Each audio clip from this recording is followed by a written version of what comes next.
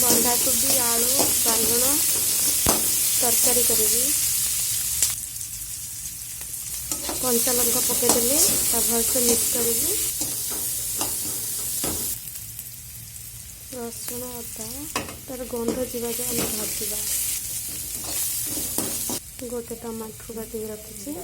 सन्तुल दबा आम टमाटर पूरा नरम होगा लुण पकईदे टमाटर पूरा नरम हो जाए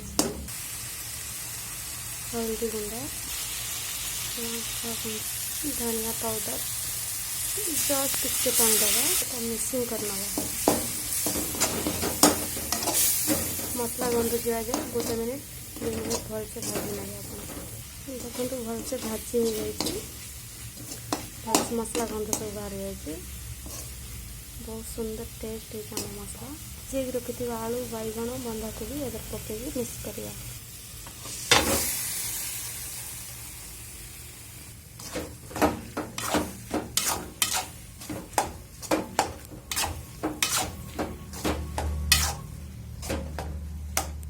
मिनिट हो जाइए आम ए खोलिकी देखा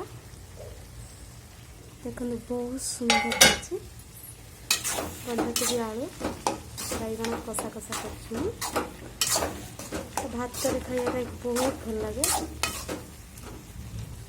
स्टोव ऑफ करदे करदे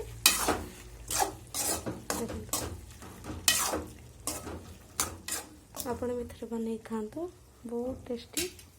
कमेंट बॉक्स रे कमेंट करंतु मो वीडियो भल लगे लाइक करंतु शेयर करंतु सब्सक्राइब करंतु।